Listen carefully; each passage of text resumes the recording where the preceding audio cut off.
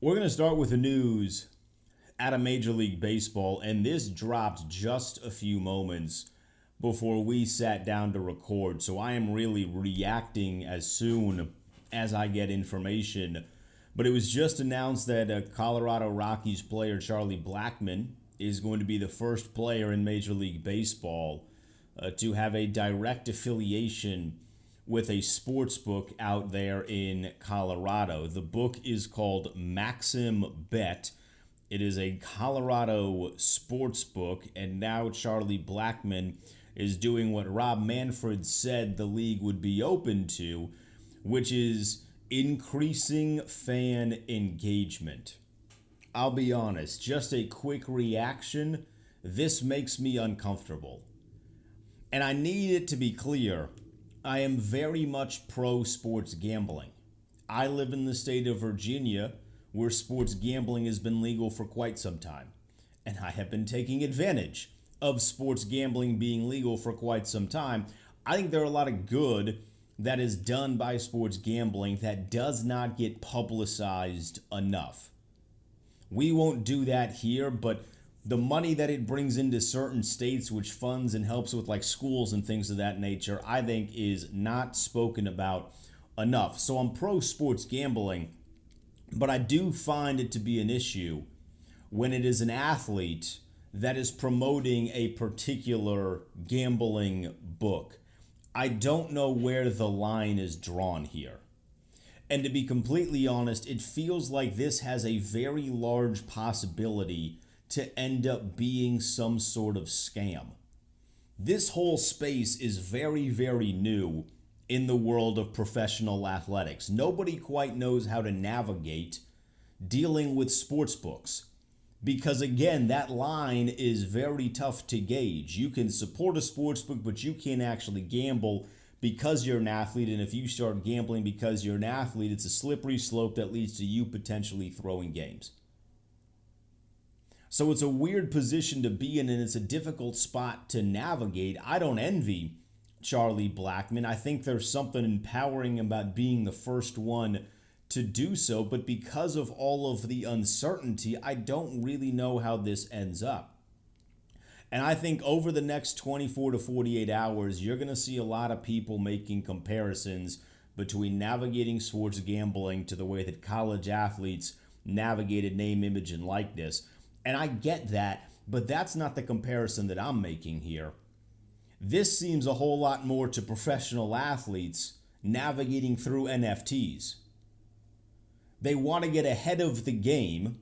They think they need to get ahead of the game. They're hopeful that they can cash out if they get ahead of the game, but we have seen more times than we can count that professional athletes got into bed with NFT companies and it did not work.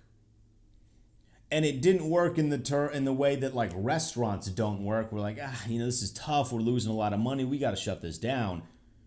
The partnerships with NFT companies didn't work in the way of scamming the people that supported the athletes.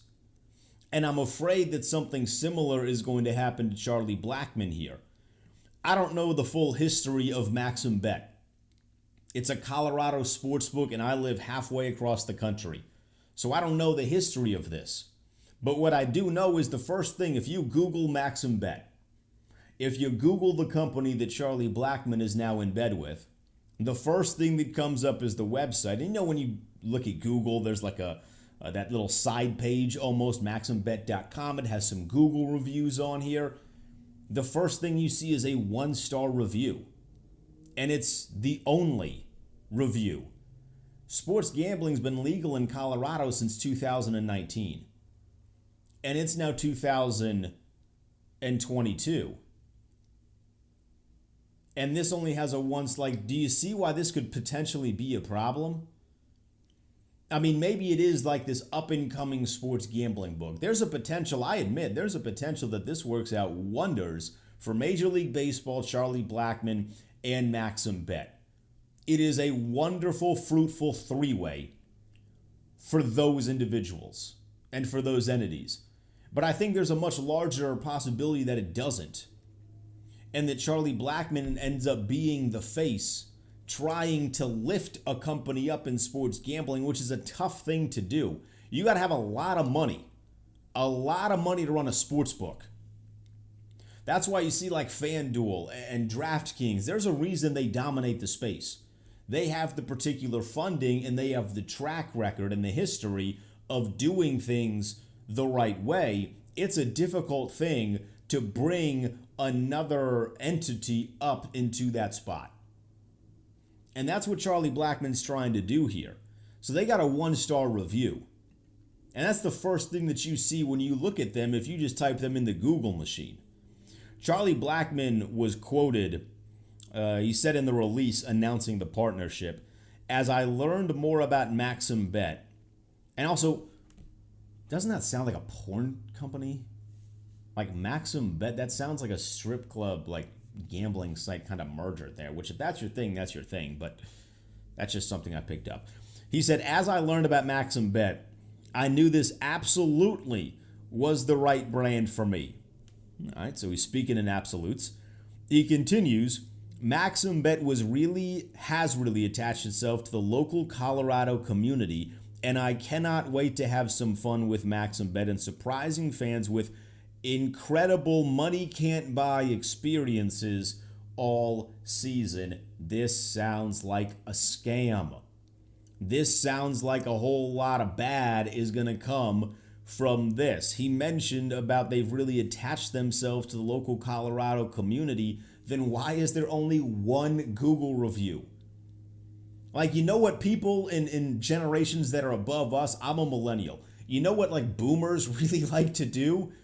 Google reviews and Yelp reviews and make their thoughts and opinions known on the internet in a way of really sticking it to the man or really supporting the man. So the fact that there's only one review on Google and it's a 1-star review, and it's not even like a super angry 1-star review, right? You know, if you read certain things for certain companies, it'll be a 1-star review and they're like making fun of somebody and it really just becomes like more of a personal vendetta than anything else.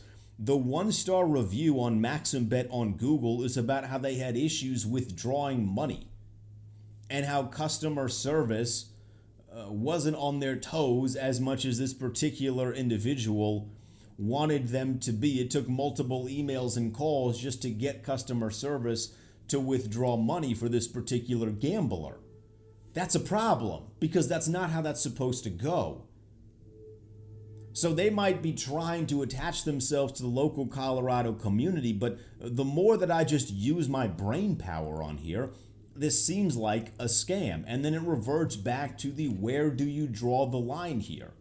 Like Drew Brees now is doing commercials for betting company. Pat McAfee is doing commercials and he's in bed with FanDuel, and that's fine because those guys aren't playing the game.